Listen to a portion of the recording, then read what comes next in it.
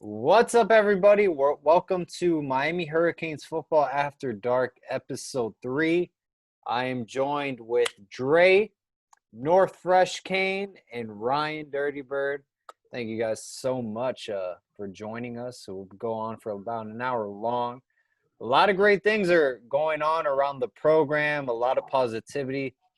It really is a breath of fresh air. These are, things we haven't seen in the past 20 years, give or take. There's been a lot of negativity and small shades of positivity. So I do greatly appreciate these moments. North Fresh Kane, man, let's kick it off, man. What do you got for us? First and foremost, what's up, guys? Hope everyone's doing well. Everyone's on the up and up. And I say we jump into this. We got the schedule today, finally. That was something that was finally presented to us. I know that there was a lot of talk about it as soon as it happened. Of course, we see the Clemson away game, and that just jumps out immediately to us, of course, Now that we've got this schedule in front of us here, what do you guys think in the realistic possibility for our season is? Go ahead and start us off there, Dre. I am super excited once I saw Clemson and, the whole ACC schedule. So we don't have I think we'll have one non-conference game. So I'm just super excited to see how we are going to compete within the ACC. Super excited. Everybody wanted to talk about the Clemson game. I'm going to love playing against them because, to be the best, you got to beat the best. So I don't want to jump too far ahead, but we play Alabama 2021, first game of the year.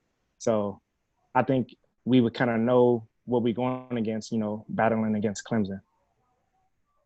Yeah, you know what? I really just want to echo what Dre said there, right? And it's kind of in my head of like, hey, when I get up there, I'm going to say, hey, to be the best, you got to beat the best, right? So I love the opportunity to play Clemson, right? And I said on Twitter earlier, I'm like, look, I hope nobody's shying away from it. Yeah, it's a challenge, but I don't want to play a cupcake schedule, right? I want to see how good this team's going to be.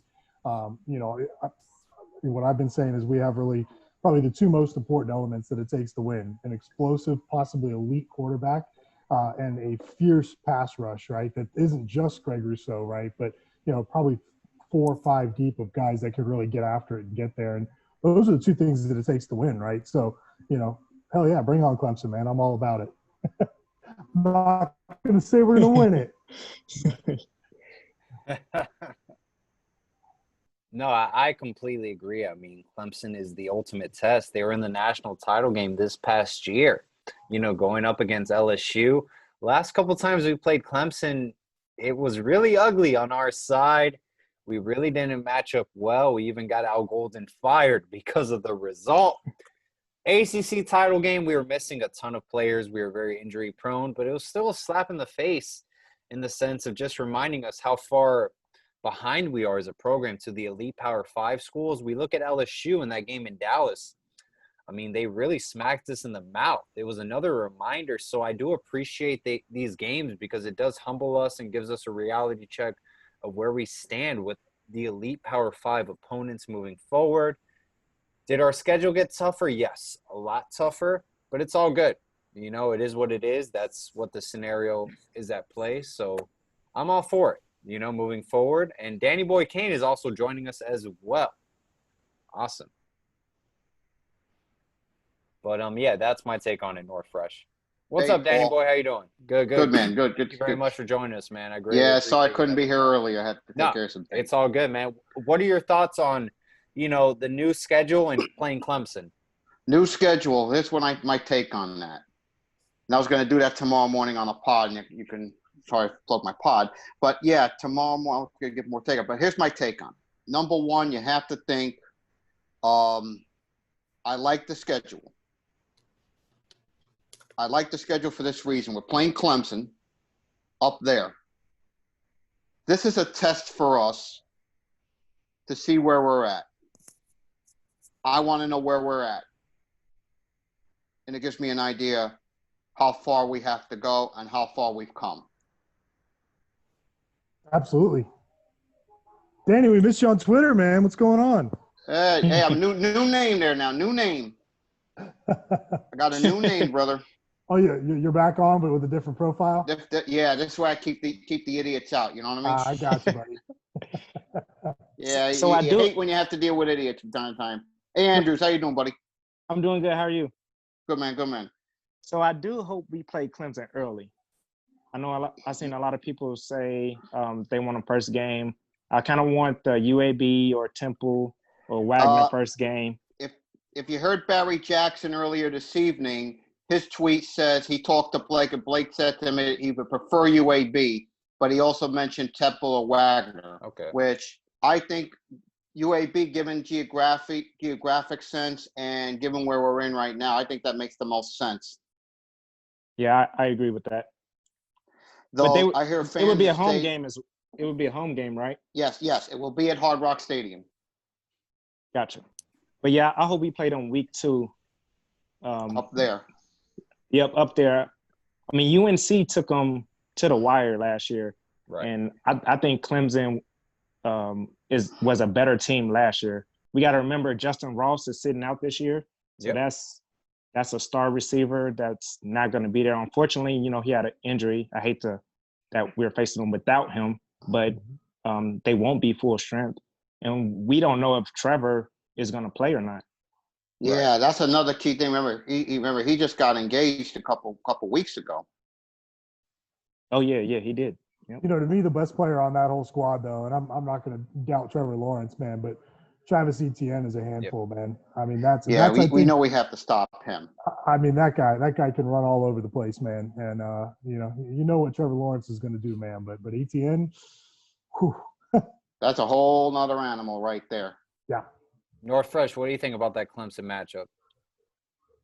Man, I agree with the idea that catching them early isn't a bad thing for us. I wouldn't mind getting a game under our belt before we play them. I don't want to give them a ton of tape to watch on us. I don't want to just reveal all our tricks and have them just sitting and waiting for them. Like to catch them by surprise a little bit. I'd like that week 2 or 3 slot would be fantastic in my opinion. I mean, normally with our quarterback position the way it's been, I might not have wanted him so early, but since we have a guy like King coming in, who I do believe will be ready, a week 1 type guy, ready week, to go, I'm more comfortable taking on a team like Clemson than I usually would be early. And like Dre said, we've got Bama coming up in the future.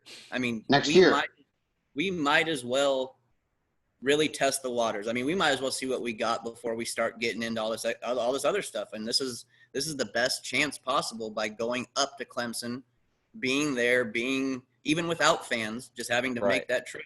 I mean, yeah, do I think we can win it? I'm not going to push that button quite yet. I'm not going to go overboard on that. I think we have a chance. Everybody has a chance if they show up to play. But, dude, if we give a competitive game, we go up there and we give them 4 quarters, we give them the full kickoff to end of the game, just smash mouth football, in it to win it. We lose that game by 10 or less. I think we actually leave there with our heads high and we actually go into the next week looking to take some heads off. Yeah, and consider that the ACC championship game is either going to be the 12th or the 19th in Charlotte. So we may face them again. Right. And here's something that's interesting. There's no Coastal or Atlantic division. It's just one division. So the top 2 teams are going to go at it. Yep. We may even play – I mean, I know the ACC was against it, but we may get a shot at Notre Dame at the title game. Miami, Notre Dame for the conference title. I mean, that would be epic for me, personally, in my opinion. What do you guys think about that? Love it. Yeah. Look, anytime you play somebody, you beat them 41-8 the previous time. Bring it, give me all of it, right? But again, it goes back to the look. I want us to just play the best possible opponents this year, right? Because it's going to be the most for the development of the team and the players on the team and everything. I wouldn't feel good. Well, I mean, I would feel good if we went undefeated against the cupcake schedule, but I'd feel better if we had, a really good season against, some really competitive opponents, right? So, throw a UCF in there as the +1. I mean, as much as I wish it would be Florida, they're No, that's going to be Florida State. Yeah, it's going to be FSU for their +1. That's why I say, I wish it would be. But, look, if you give me a top 25 ranked UCF and we get to smoke them and, Let me tell you the team I would want as that +1 if we can get them. FIU for obvious reasons. Yeah, I get it, but I think our season's going to be so good that it's just going to, it's going to hush all that talk real easily. Dre, what do you think? I think so I looked at the ACC schedule. I saw Florida State, they play us at home. They have Clemson, and they also play Notre Dame and UNC. So I was trying to look at, like, they're not going to be one of the top two teams. UNC, I believe, plays Clemson as well as us. So we have Notre Dame.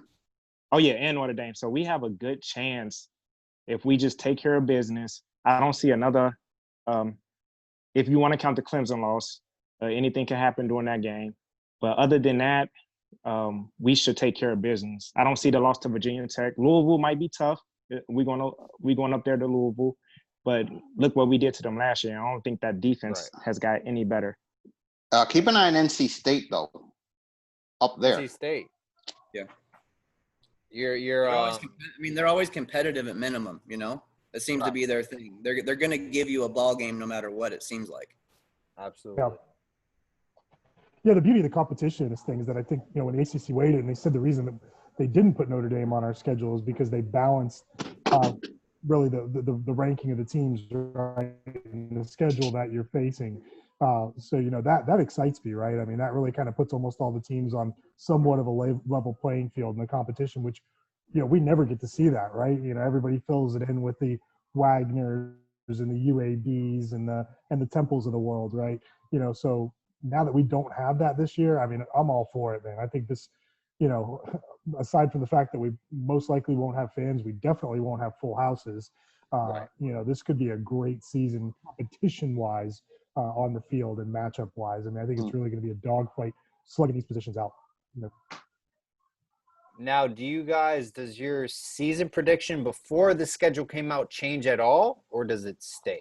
Because I personally had us going 9-3 in a 12-game season. But we're playing Louisville away, we're playing NC State away, and we're playing Clemson away. We're taking away Duke. I think we have Georgia Tech at home. So again. Right. We're playing Georgia Tech again. So does that change your season prediction at all, or does it just stay the same? I got to say, best case scenario for me, I think 10-1. I think the only loss would be Clemson.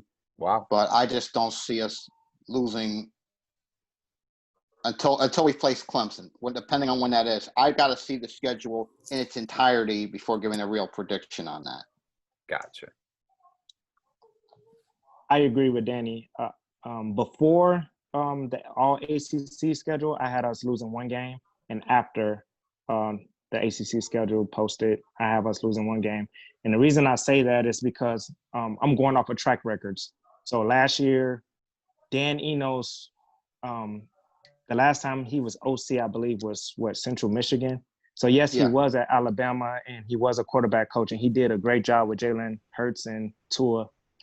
But Rhett Lashley, he's proven everywhere he has been, he has put points on the board. And SMU, he put up 41.8 points per game. We all know our weakness was offense last year.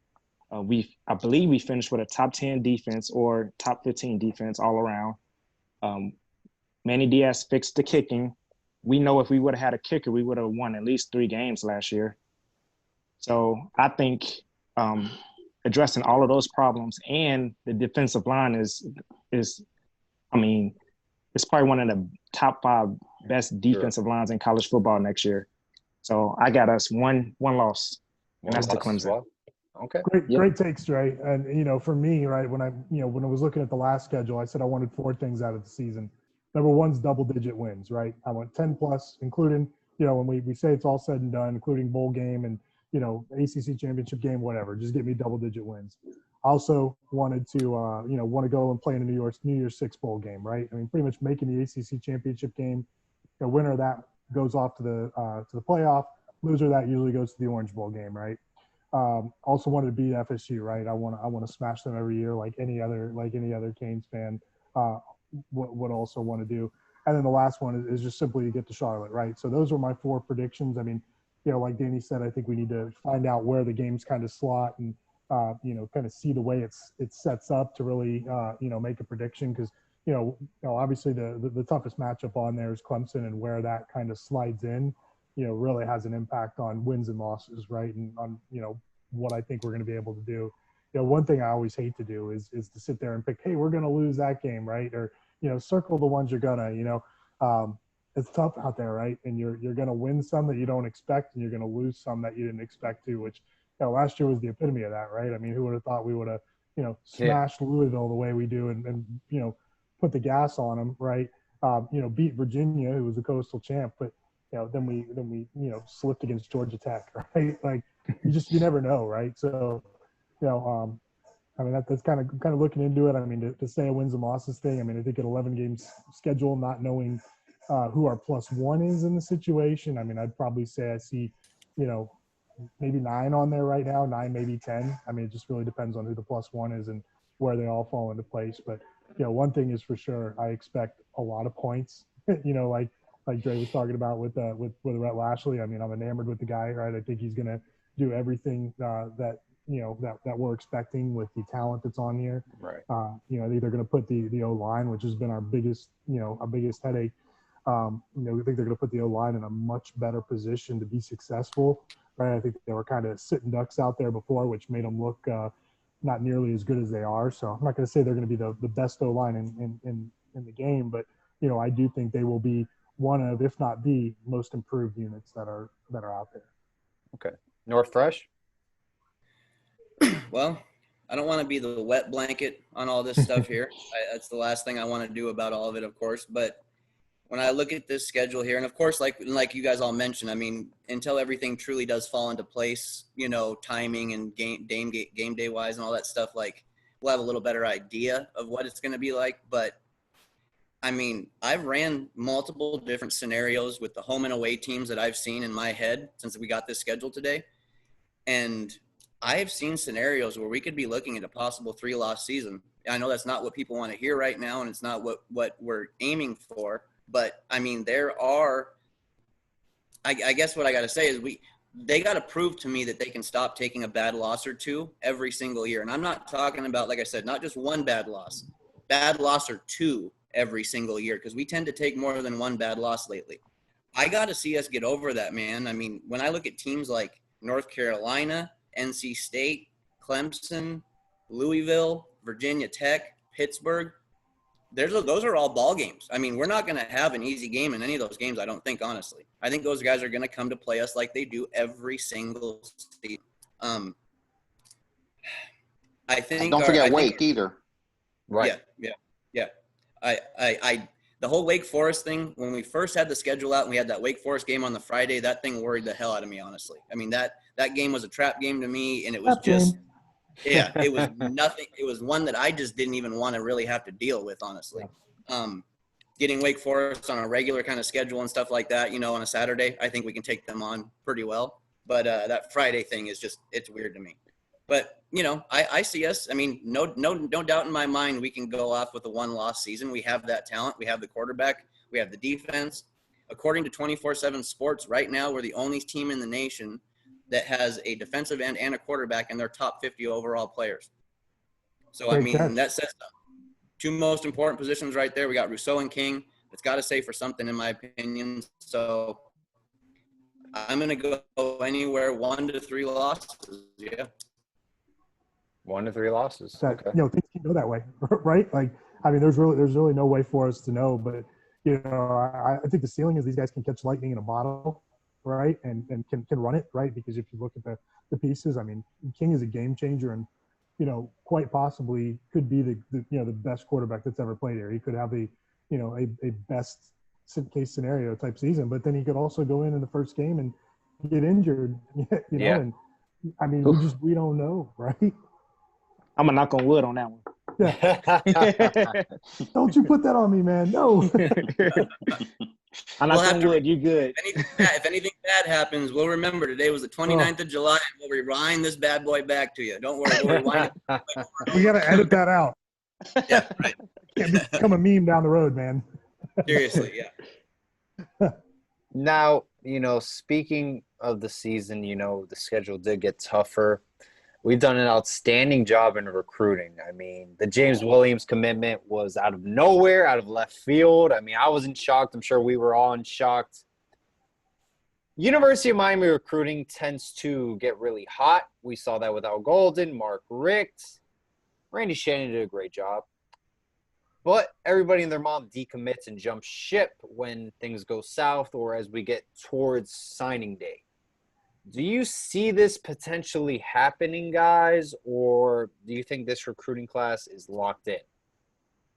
Love to hear what you guys think. We'll start off with Ryan. So, yeah, I mean, look, I think it comes down to one thing, and it's simply winning, right? You know, if the wheels fall off, right, I think the wheels fall off recruiting-wise. But if we go in and, you know, we have a season where there's a lot of energy around the team and there's a lot of hype, these guys all stick, right? You know, we've had a couple of Zooms with a couple of these commits too, and I'll tell you, some of these guys are locked in, right? And, you know, they've just been really cool conversations, you know, not getting anything like too deep into it because, you know, we, you know, these are kids, right? So, you know, we just had this kind of some fun conversations with them, you know, but, you know, these guys are in it, man. And they're here because they want to be part of Miami, right? Like, you know, they specifically mentioned that, like, hey, we want to rep for our city is like literally what they were saying, right? So for me to hear that, right, and you know, I mean, I'm sitting back, I'm like, man, that's so great to hear because, you know, we mentioned, you know, Paul, you mentioned the great classes that we've had in the past. Like all the coaches have really put together one of them, but this one to me is different because these are all like Dade kids, right? Like, Right. These are, I mean, I think almost every one of them. Well, now that Davis is in, you know, he's the first guy who's really doesn't have any Dade roots or South Florida roots because Curtis is on the west coast of Florida. You know, but you know, these kids are close with each other, right?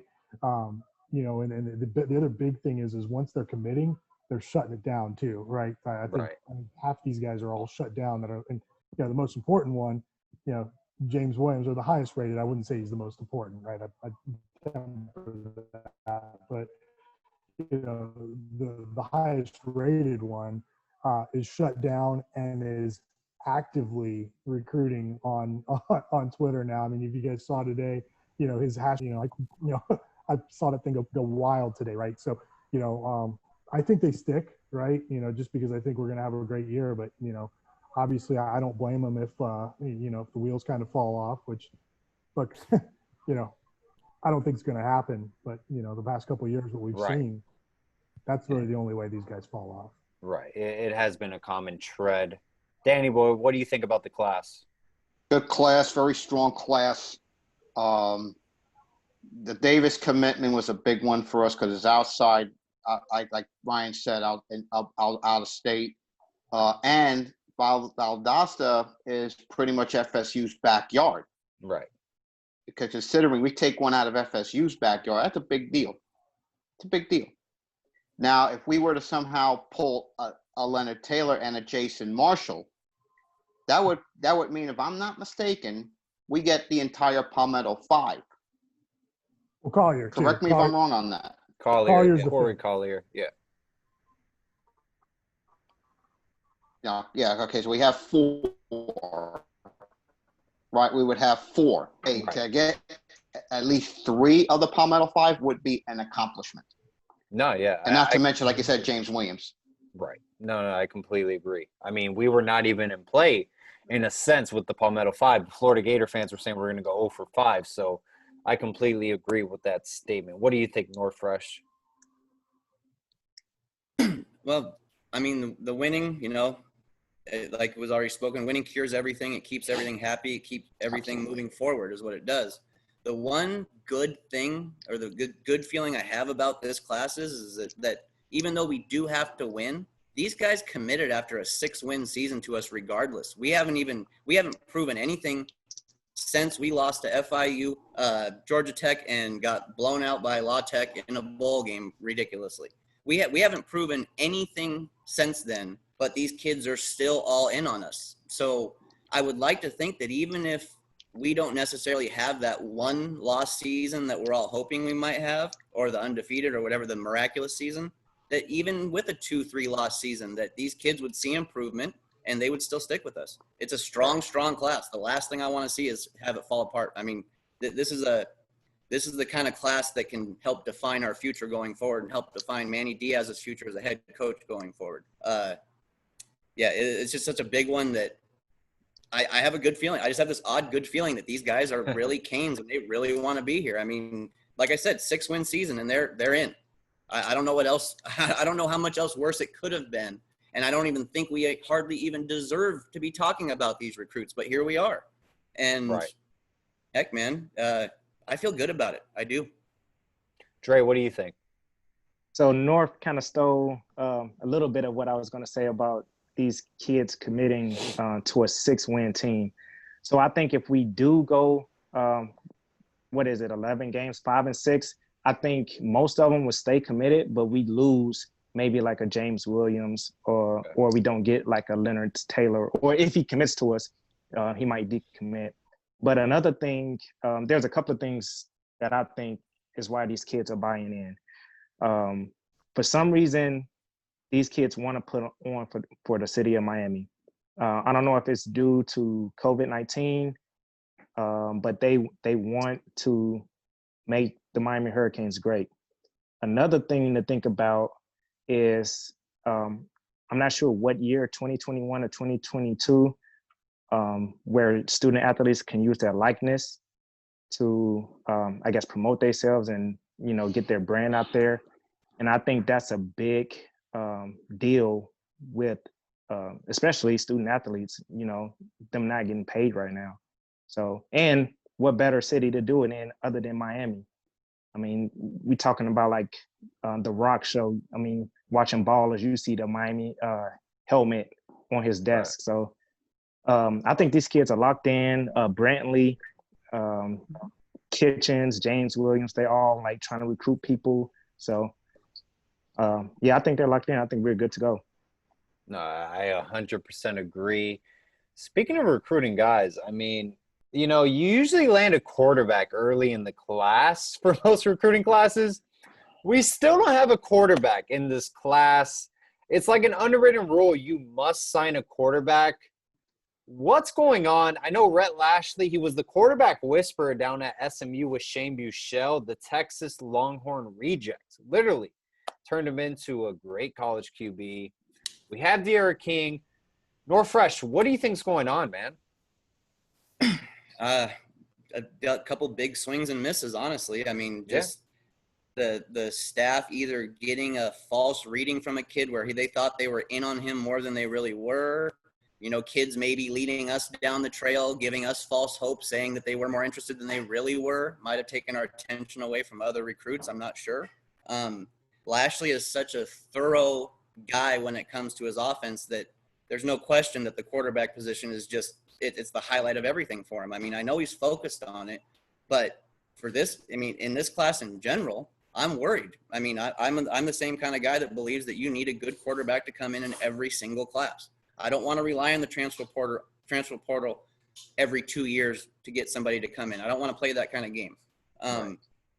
I don't even, as of right now, I've been trying to get some feelers out to even other fans to feel how they feel that we sit with possible quarterbacks that maybe we haven't even offered yet. Maybe there's some guys that we're thinking about giving a late offer to that's a 3-star with some upside or something they like. I don't know, but man, as of right now, I just don't even see us getting a quarterback for this class right now, and it worries me.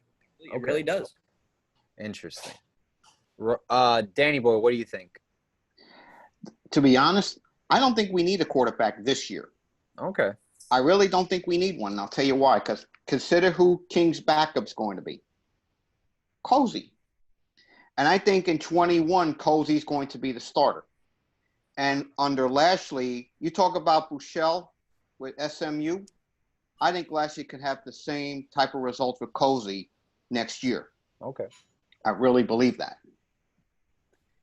It's bigger than just 2 years, though. I mean, we got to be developing guys while our starters are performing for us, I mean, if we go into this and we don't have our quarterback recruit, we're done with Cozy. We're sitting with TVD, the 3-star kid from Texas that we got a year or two ago. That's not ideal. It's just not ideal, in my opinion. I like TVD. Don't get me wrong. I like TVD. But the continual process of keeping a quarterback developing and keeping a guy behind your starter who's capable, that worries me, man. It really does. Dre, what do you think? So I'm not worried as well. I think if we don't get one or get a high school quarterback, we will get one in the portal. And look at Oklahoma. The last three quarterbacks that they had, Jalen, Kyler Murray, and Baker, they were all transfers. So yes, I mean we did get a quarterback last year or this year, TVD. But look at Georgia's roster. Newman is probably going to start this year. And they also have JT Daniels. And they also have a kid, I think his name is Vandergriff, five-star quarterback. Mm-hmm. And a lot of people forget about Carson Beck. So he's on their roster as well. Yeah. So that's a lot of high-ranking quarterbacks on one team, and only one quarterback can play. Also, Jay Garcia and Miller Moss, one of those are going to get the starting job. Not this year, but maybe next year or the year after that. Right. And once that happens, one of them are probably going to transfer. So I'm not too worried about it. I think it will all work itself out, and we'll see what happens. So I'm with Fresh on the you got look. I mean, the rule is that you got to take one every year, right? So I think we need to have one. When you look at it right now, there's really nobody out there, right? Because it really seems as though the rumblings are saying that Jake's going to enroll early and may even be on the USC roster this season, right? There's rumors about that. Nobody knows. I think he's probably trying to get his grades in line and, just make sure that he has everything, taken care of to be able to make that happen, right? So, that happens obviously clearly, Jake's out, and that's kind of been the main guy I think we've all been kind of circling for, right? But there are some other guys out there, right? So I would, say that I don't know that we need the guy in this class because, look, I'm a huge fan of what Cozy's done, really in the past probably 18 months. I mean, he's been a model citizen. He's been all about the team, right? He's the right guy for the offense that we're running right now. So I'm extremely excited for Cozy to be the guy in 2021, right? So we're taking care of this year, we're taking care of next year. And then TVD's the guy after that, right? Got a lot of faith in him. And then faith in Matoka as a backup, right? I mean, that guy's no slouch, right? So we've got guys, we've got bodies, I think somebody's going to kind of emerge from the shadows after the high school season.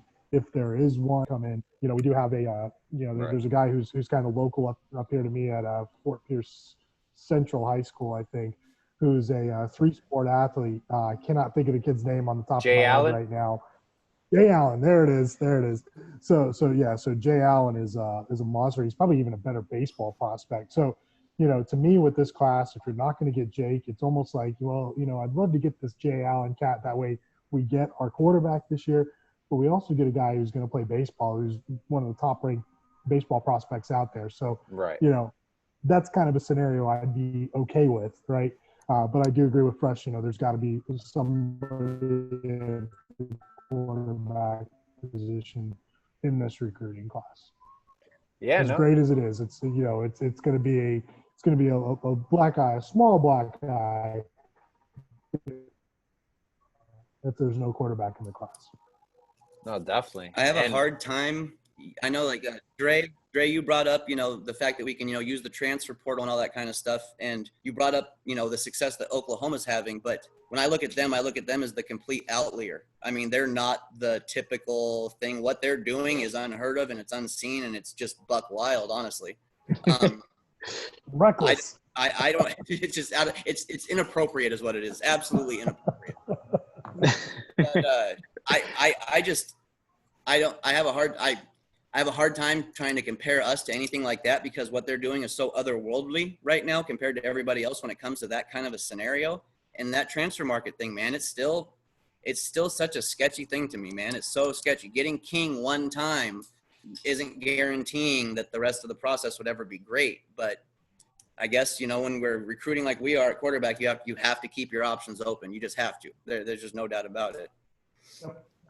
I agree with that, but I also don't want to use a scholarship on a kid that's, I guess, is not really a take, Yeah.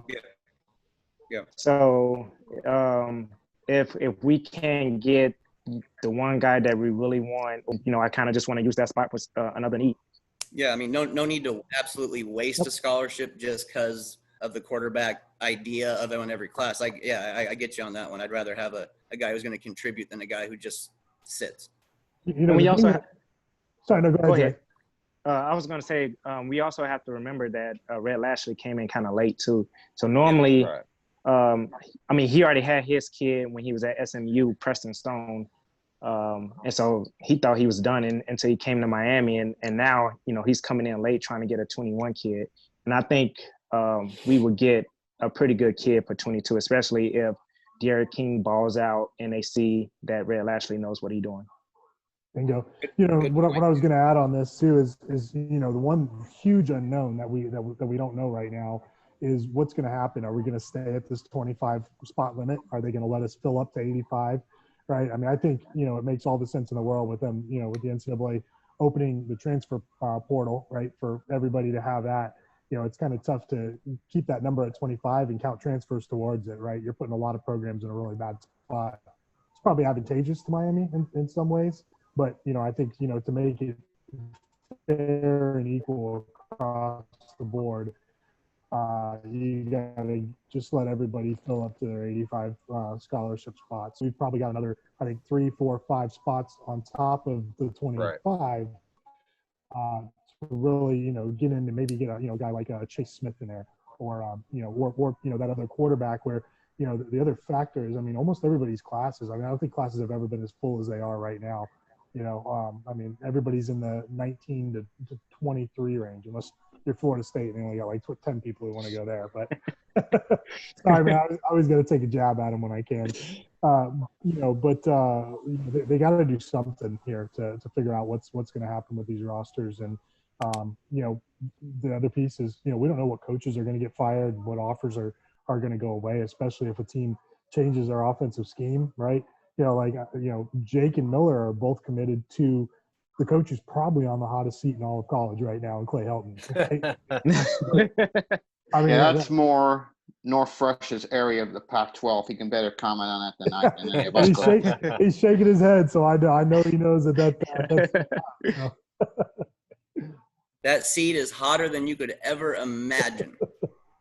Hottest in the country, man. I'm surprised he wasn't fired this year. I was shocked he made it through. Was the buyout? I think the buyout was something kind of ridiculous. If they fired him last year and then if they fire him after this year, it's a little more easier to swallow kind of thing. Yeah, I think there might have been some stuff at play behind the scenes too, because I think Urban's candidate number 1, 2, and 3. There. I think they probably had a conversation with him, and he's like, "Look, save the money, give Clay another year. He's recruiting well. He's putting some pieces in." Yeah, the thing is, he's going against Oregon. He's going against Mario. Man, our boy Mario is killing it out there. Which, I'm happy to see Mario seeing success because it drove me so crazy when he when he was coming. He was here for like 3 weeks, right? And I'm like, oh, this is the guy. And then he left for Alabama, and everybody was like, no, we don't need Mario. We don't need Mario. And now everybody had killed to have him, and they did $20 million buyout just to bring Mario back, right? So it's like, but. Oh, by the way, no more Chris Peterson at Washington. Jimmy Lake's the head coach there now. Sure. Yeah. He's a what do we know about recruiter, him? though. Hell of a recruiter. Hell of a recruiter. Washington doesn't skip a beat with him. they'll be just fine. No. Speaking of coaches, guys, Manny Diaz, he's coming into a unique situation. He's, going, he's done with his first season. It was a circus. It was awful. COVID-19, there's no spring practice, that occurred. There's a conference-only schedule. How much do you think Manny has more time at the hand? He's recruiting outstanding. How much time do you give Manny, to get the ball rolling? Because at the end of last season, it was like, listen, buddy, we're done with the offseason talk. Win now. Is that the same motto Manny has going into 2021 or 2020, 2021? I'm going to go last. Dre, what do you think? I think Manny, I want to see improvement. So we went 6-7. I want to see major improvement. Okay. I'm not. So if we go 6-5, that's not improvement to me. I want to see the offense average more than 28 points a game.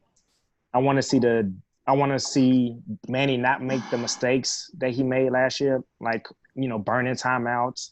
So I just want to see improvement with Manny. And I think if he does those things, he keeps this recruiting class. He did make improvements what we were weak at every year. When Mark Richt was afraid to, change the offensive staff, Manny realized that, fired Dan Enos. So I think he's doing the right moves. So I think if we win, he just bought himself a couple more years. Danny boy, what do you think? Going into last year, you all know, like Paul said, 6-7, very tough year. The heat was on Manny. He had to make a move. He had to get rid of Enos. Gets Lashley here. He also gets Gavin Justice on the offensive line. True. Nobody talks about that as much, but that is a monster pickup to addition to the staff. But the thing is, with this year, with the adjusted schedule, I've got to see at least 8 to 9 wins this year. And, fine, let's just show improvement on the but let's be dominant on defense, and let's have a solid kicking game and a very good special teams play. But to me, I got to say 8 to 9 wins would be improvement from last year. And if we don't make the silly mistakes, we will win 8 to 9, maybe 10. Very true. No, I completely agree. North Fresh? I think with COVID being around and all that kind of stuff, I almost feel that this season, no matter what happens, Manny's going to have a job the following season. I don't expect, of course, for us to have the bad season that we had. I mean, I'm praying that doesn't happen. But with everything that's going on and the fact that he did get the recruiting, got the recruiting ticked up now where we're seeing it increase, made the choices year one from year two to get rid of the bad coaches. I mean, didn't sit there, didn't try to make something work that wasn't working. He identified it. He fixed the problem. I give him tons of credit for that. No matter what I see him having next year as well, like I said, with whether we have this season, I don't want to extend him early. I don't want to have him have a great season this year and an odd type of season, and all of a sudden we just go, oh my God, we have to have the guy for the next 15 years. I don't want to pull any of those kind of things. That's just not where I'm at with this. I see Diaz right now on his current contract needing to prove himself on a year-to-year basis until year 3 is done and he shows that there actually would be success or not. Okay. That's what I'm looking at too, North Fresh. Definitely have to say, for me, even before COVID, the Alabama game next year was going to be my litmus test on where we are and how much we have to go to become elite. That gets moved up now with Clemson on the schedule this year. That timeline gets moved up. So to me, and I asked to go last on this because look, I'm Manny's biggest fan, right? And I have been even when we had no committee search, and I mean I was like, look, that's the guy, I want him here, right? Last season, right, was unacceptable, right? Like clearly, right? There's no way that you can coach here and have a sub 500 record. I think it was a combination of two things that happened. Well, probably three things, right? First thing is an experience, right? You walked into some of these games and, he kind of had on-the-job learning on some of it, right? The second thing, he made a terrible hire, which none of us thought was a terrible hire. And, Dan Eanes, I won't put the O in his name, right? Because that just didn't exist, right? So he's EN underscore S. That's Same way awesome. Mark D'Onofrio was Mark underscore D'Onofrio, right? Those guys don't get the O's or the D's in their name. But, so that was the second thing. And then the third thing that we got to look at, right? Like, the first 6 losses, I think, were all single score games, right? The ball did not bounce in our favor even one time. That's almost unheard of, right? I mean, you're only going to do so much when you're not even confident kicking field goals from, inside of 30 yards, right? There was a lot that worked against it last year. So that being said, right, we go into this off season, we're all pissed, right? And I mean, I think a lot of people were like, hey, this isn't working, abort. And, he really managed to take us out of a nosedive and really make so many moves that I think everybody agreed with every single move that came in, right? You got rid of, Dan Enns, right? Got rid of him and, a couple of the coaches that weren't nearly as strong as the ones you replaced them with. Danny mentioned, Garen Justice coming on and, Rob Likens, and those are both guys that have called plays. So now you got three guys on the offensive side of the ball that have called plays. That's going to support Manny to get in a better place this year. I think he's just been giving it everything he has. I think he's been making all the right moves. But all these off-season championships, which we're out there beating our chest right now every day to other fan bases, right? It means nothing if we get out there and we lay a 7-win season down, right? Like that happens, or we don't know how many it's going to be, just because of the because of the COVID stuff. But let's call it in terms of losses, though, right? Like you lose 3, 4, 5 games, we got a problem, bud. Well, probably 4 or 5. Excuse me. 3 is a little aggressive to hand the guy over. But I just want to see us be competitive. I want to see us, show up. I don't want to see us slip. And if we do slip in a game, I want to see a response and a rebound the following week. I want to play better off bye weeks. Last year's bye week stat that the media was killing us over of, every time we go in, we just would get destroyed, right? It's an embarrassing stat, right? Off a bye week, you should be fresh. You should be ready. You Right. should, you got twice as long to prepare for somebody. You should be there. So, in total, look, I'm Manny's biggest fan. He's got my full blessing, but I'll tell you right now, a subpar performance this season, I'll be ready to move on because that'll be 3 of those in a row, which is unacceptable. What do you think, Paul? I'm glad you brought up the part with Garen Justice and Likens having the offensive coordinator experience and having that there. That's one thing that Manny last year, he didn't have that. When Manny was getting ready to make certain choices as a head coach, he didn't really have anybody to go on the sidelines and talk about these decisions with. He didn't have anybody saying, dude, that's not what head coaches do. That's not how we call timeouts. That's not how we run things. He didn't have anybody that he could go to and say, hey, I'm first-year head coach. I'm a little lost. Can you give me a hand? Now we have that, and I think that can help a lot. I'm glad you brought that up. Great call out. Yeah, I mean, that is spot on, man. The experience on those guys is going to be something that he's going to need to, to lean on here, right? And then even, the other thing is even, having Ed Reed in the building, right? And I know, we love him because he's a Hall of Famer, but, the guy's a champion, right? And, just having that influence around and for, him to be able to walk in and, sit down in Manny's office and then, talk for 30 minutes and have a beer or smoke a cigar or do whatever it is and, talk about, what he should be doing, Ed's going to talk about times in Baltimore and, preparing for Super Bowls and things and what they did, right? So he's really going to serve, I think, in a mentor capacity for Manny to really put his mind in the right place and help him, through the mindset that he has to have to lead the team through the gauntlet of a season. Norfresh, you got anything with recruiting? Well, since we had our last stream here, we did add Brichard Smith and Thomas Davis. We gone over a little bit of that stuff, but I mean, I'm super excited about Smith. I mean, I'm not quite sure how this guy's a 3-star. It must just be because of his size. I mean, that's the only thing I can think is he's 5'9.5" or 5'8.5", whatever they list him at. His size is the only thing that's going against him, in my opinion. I mean, I see a 4-star player. I see a fairly high 4-star type of talent when I watch him play. I'm super excited about having that guy on the team. What do you think about Thomas Davis? Like, where does he really fit for us? Is he a 3rd down pass rush specialist? What are we going to do? Yeah, a lot of pressure packages, 3rd down pass rush specialty. Reminds me a lot of Trent Harris. Ideally, over time, he'll be a role player. I don't really see him as kind of just dominating like we see with Gregory Rousseau, potentially with Jabari Harvey, Jalen Phillips. A lot of people like him at outside linebacker. Edge rusher wise, he has the potential to be elite.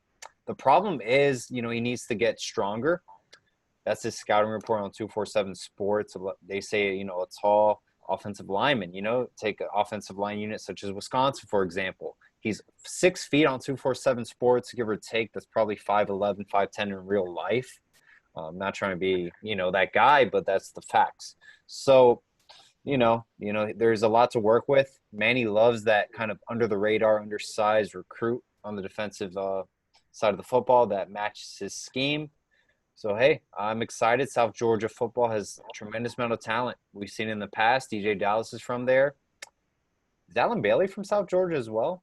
Could be wrong on that, but there's tons of talent. Yes, Alan Bailey is from South Georgia. There you go. So, hey, it's worth the gamble. And by the way, Brichard Smith, that is not a 3-star recruit, man. That kid is a star. He's a stud. So, and he's doing it in Miami-Dade County. So I'm huge on both of them. Roscoe Parrish, Tutu Atwell. Yeah. I mean, we could probably sit here and pick these guys that are undersized and had always been underranked and underappreciated just simply because they don't fill the metric board. But, that guy fills the heart and the game tape, side of the equation, and I'll take that over the measurables anytime. Santana Moss, right? Guys that have been, smaller that have, just gone in and just absolutely, torn it up, right? So, he's coming to the right system, right? Lashley is going to, use this guy and, in ways that we probably haven't even imagined yet. And speed kills, right? So we just need to get him in there and just turn him loose. So super excited to get him on board. And, Davis, it's funny, Paul, you mentioned the Trent Harris thing. Somebody on Twitter had said that, right? And I'm like, oh my gosh, like that is, that is such a great comparison. And I love Trent Harris, right? Like that was the guy, Toolbox Trent, man. That was the guy who just came in there and, always made big plays and big moments for us. And he was kind of a gimmicky kind of player, which I think Davis will probably be too. He's probably not that every down superstar, but, he's the guy that's going to go in there. He's going to make plays. He's going to, do his job, and he's fast as hell too. So you know what? Speed kills in this thing. So I'm with it. I agree with both of those comparisons to Trent Harris and Smith. So I think I put on Twitter the other day, I watched both Jeff Thomas highlights in high school and then Smith highlights. And I think Smith is going to be a better Jeff Thomas. He's not going to be such a cancer. And he's doing it against South Florida kids. So Jeff Thomas was making, Southern Illinois kids look slow. And Brichard Smith is making South Florida kids look slow. And he's aggressive and physical as well. So I think I see a little bit of Santana Moss, Parrish. And just think if we had Jeff Thomas in Lashley's system, Jeff Thomas against LSU. I was at that game, by the way, in Dallas, and that kid was just that kid was just making plays everywhere, and that was in Rick offense. I don't know how he was doing it, but so I'm super excited. And then, I mean, our other two receivers, Romello Brinson, Jacoby George. I mean, pick your poison. I know. 3 separate play styles, right? Which is what you want out of your receivers, right? You don't want 3 of the same guy, right? You got 3 separate play styles, which is going to be great for it. Right. I must say it, but I know we can go back and look at Bama when they had Henry Ruggs, Jerry Jeudy, and I guess you could throw in Devontae Smith or Waddle. But I mean, you throw all 3 or 4 of those on the field, and it's just like, what do you do? Yeah. Our receiver recruiting, when you look at the past few years, has been excellent. I think with what we have right now, and then looking at the past couple classes, to me, the number one breakout guy that I've been screaming from the mountaintops is Jeremiah Payton this year. I think he is going to be enormous for us. I think he's going to be our best wide receiver, right? But I also look for other guys to break out too. I think Harley, right? He's going to have a great year, and when you look at Brichard Smith, he kind of falls right into that Mike Harley role as Mike Harley graduates, and then Pope, right? I'm looking for him to really kind of break out this year and make moves. He's looked really focused, right, which has been awesome. So, and then the 4 that came in last year Restrepo, Redding, Keyshawn Smith, who's fast, who was a steal that nobody knew about, and there's a 4th one I'm not thinking of right off the top, but bottom line is we're stacked there, right? And you can also throw in the fact that we're tight end U as well, and the monsters that we have at tight end, both now on the roster and guys that are coming in. I mean, there are plenty of people to catch the ball. Danny Boy, what do you think about the recruits? I think very, very good class so far. We'll have to see what happens. That's all I could say. Just gotta see what happens. Exactly. No, I completely agree. We'll see how they develop. I mean, Shaq Quarterman's career, give or take, whatever you guys think about it. Ultimately, I thought he had a better freshman year than senior year. That's my opinion. But, development is key. I have one last question because we're going to wrap it up in 4 minutes, guys. If the staff told you, Norfresh, Ryan, Danny Boy, Dre, you guys have one scholarship. You have to give it to one recruit, regardless of the spots that we have left. Who's that recruit you want in this class? That Miami is targeting, or Miami has a chance in. Who do you guys think? Norfresh, we'll start off with you. I'm all about winning in the trenches. I got to go with Taylor. I mean, I just want to add beef to that line, and I want to keep that line dominant. I mean, even in the interior to the out, we know the outside is going to be pretty well for the future going forward, but that interior, I want to just keep just make nothing but monsters out of these kids. I want that DL to just be something nasty, man. So Taylor all day. Danny Boy, who you got? I got to agree with Norfresh. You got to go Taylor. You got to go somebody on the inside. That guy. People say I think Taylor reminds me of Warren Sapp, of a bigger version of Warren Sapp. I really believe that. I think that's the guy you got to win in the trenches, and I think that's the guy that could become a monster if you put him in the weight room with Feely. I mean, wow, scary. So Taylor's my choice. Ryan? It's Taylor, right? I mean, look, interior pass rushers that that can get in there and can get after it the way that he can. I mean, he's a freak on tape. It's Taylor all the way. Yeah, the one thing that I just am blown away by, though, right? I think Rivals and ESPN have him 4th and 5th in their rankings. Or excuse me, ESPN and 24/7 have 4th and 5th. If you look, Rivals has that guy at 116th in the nation. Did anybody notice that? Yeah. How is that possible? Mine's just Taylor. Hey, Paul, before we log out of this stuff, one thing I want to mention, and I want to give a big round of applause to Gators Twitter lately for their epic breakdown the last couple of days. All those boys feel miserable as hell right now. Thank you for the entertainment, Gainesville. Few things bring me joy, like seeing the meltdown there, and also the meltdown in Talatrashi too, because they. Oh yeah. Yeah, Norvell's it's gonna take a while for Norvell to really get it going. They even let him get that far, man. I mean, they only gave Willie 18 games until the accident, and he didn't leave Norvell much in the cupboard. I mean, they talk about how Jimbo left the cupboard bare, but I mean, after Laybourne got dismissed from the program yesterday, they've got Jayshon Corbin, and I think they added another guy here at the last second, which was like a rabbit out of the hat. Right. They're hurting, and look, James Blackman ain't the guy to win you. Right. On a game. And you talk about Florida. Did why does Florida keep being mentioned as a playoff team? That team won 11 games last year. They won a bowl game. But why are they a playoff team? For the life of me, I can't understand that. As much as I hate them, they're deep in some spots, man. So I as much as I hate them, and I want to watch that, watch them have their third four-win season in the past 10. I can see some of the reasons why they go after, why they're going after it. But if it's a SEC schedule, I don't think they win as many games as people think they do. Bingo. Yeah. They're probably the 4th or 5th best team in the SEC, in my opinion. Really? That was a team we should have beat last year. I know. Oh, gosh.